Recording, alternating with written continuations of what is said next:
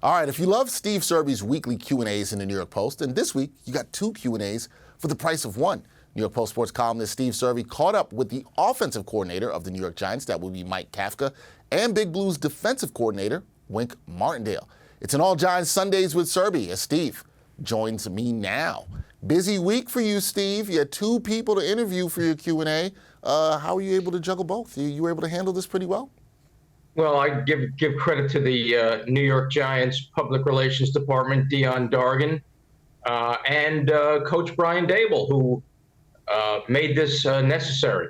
I'm glad they were able to help you out. Shout out to the Giants PR department for making it all come about. Steve, let's start with the OC, Mike Kafka.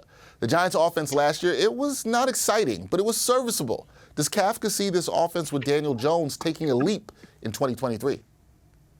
Well, Mike Kafka is naturally reserved, as most offensive coordinators / coaches are, but he believes, everybody around the Giants believes, that Daniel Jones, who is now the $40 million man, must dramatically improve on 15 touchdown passes. I asked Kafka specifically, can you give me a number, 25, 30? Of course he wouldn't do that, but I would think 25 touchdown passes is the low bar for Daniel Jones. Now that he's got more speed, he's got Darren Waller, he's got Paris Campbell, he's got Jalen Hyatt, the 3rd-round draft choice, he's got Darius Slayton returning, and I asked Kafka to give me a one word about Waller. He said explosive. One word about Paris Campbell. He said explosive. One word about Jalen Hyatt. He said explosive. And adding to Isaiah Hodgins, the emerging free agent from a year ago, and adding Saquon Barkley to the mix. And like I said, the second year in the same system should work wonders for Daniel Jones. So I think you're going to see the New York Giants score more points and be more aggressive offensively. I'm going to guess to say that Mike Kafka thinks that the Giants' offense will be explosive. We'll see. We'll see if that is the case. All right, we'll see. You picked up on that. I picked up. It seemed like there was a trend there. Now, on the defensive side, Wink Martindale, he seemed to have the defense headed in the right direction in 2022, Steve.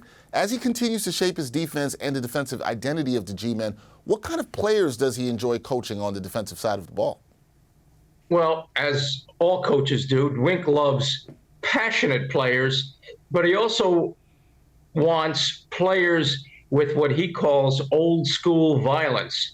And he's got some on defense. So obviously, Sexy Dexy Lawrence, who is now Dollar Dexy Lawrence, signing that $22.5 AAV contract extension. The Giants have bolstered their run defense, and that's what concerned and bothered Wink most last year, was the Giants' run defense. And they signed Nacho, Mr. Nunez Roches, and Ashawn Robinson, and of course Dexter. Nobody runs on Dexter Lawrence, who is alongside his sidekick Leonard Williams. And they've got the linebacker Okereke, and Wink helped me with the pronunciation. He told me just say it as O-Carrot Cake. So Bobby Okereke is the run and chase linebacker that adds speed to the defense. And of course, Wink loves Kayvon Thibodeau on the field and off the field. And Kayvon, in my opinion, will have a double-digit sack second season. And Deonte Banks, that's the guy that Wink wanted, loves his skill set. He'll be the corner opposite of Dory Jackson. And Wink, of course, will blitz the hell out of everybody he sees. So if the Giants can stop the run, and Wink likens it to a heavyweight fight in the trenches. You take body blows, but you got to give them back. And this year, Wink plans on giving them back. All right, look out for the Giants defense in 2023. I got to ask you this before we go. Both coaches have head coaching aspirations. So how does each coach feel about the other potentially being a head coach in the NFL one day? Well, they think that neither one of them is deserving. No, just kidding.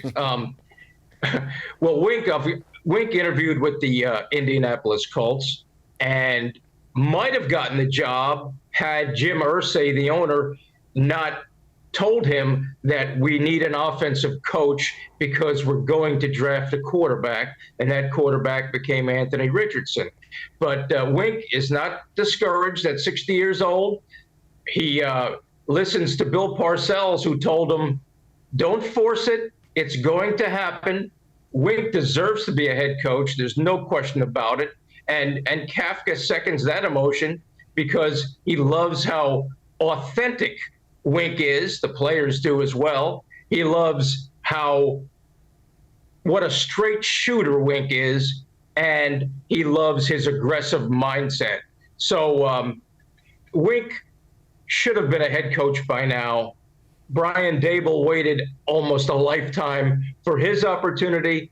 Hopefully, for Wink's sake, because he's very deserving, he'll get a crack as well. And the problem for Wink, by the way, is the fact that owners are not the way they used to be. They used to be sportsmen, and age and experience now takes a back seat, and that has hurt Wink more than anything. But if the Giant defense is on fire the way I believe it has a chance to be this year, Wink is going to get another opportunity, and no one will be happier for Wink than Mike Kafka and the New York Football Giants. All right, we'll see if he gets that opportunity moving forward. Great Q&A by Steve Serby at NewYorkPost.com this week. Thank you. You may not recognize me next week, Dex. I'm going to get a haircut. I see that you got one. I did.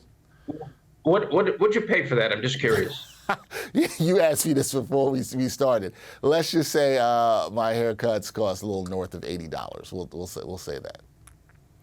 Oh, really? See, north of 80 plus? Does that include tip? That includes tip. I'm going to get into the same kind of conversation that people were talking about with Jalen Rose when he told me he pays a little bit more than I do for his haircut. It's over $100. So he's going in those three figures, and people were very shocked by that. Quality haircuts, not saying that people who are not paying that much aren't getting quality haircuts, but you got to pay for a little quality. That's all I'm saying.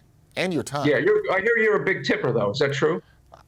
I'm a good tipper. I will say that. I'm a good tipper. Okay. I believe in okay, well, the hair look, whoever did your hair, it looks great. I may have to go to your guy. I may have to go to your guy or your gal. I can make that recommendation happen. That can happen. They'd love to have you. Yeah, but my guy only charges $25, and I guess don't judge him by this. It's still a little disheveled today. He's Steve's. Can I give him a plug? Steve's Magic Haircut in Bayside. Shout out to Steve's. So Steve cuts Steve. Okay, nice. Shout out to Steve, and shout out to Adrian. Yeah, he does a great job. There you go. Shout out to Steve, and shout out to Adrian Fanous Grooming. And he's a big fan of yours, by the way. Oh well, I'm glad he's a fan of mine. But then again, who isn't?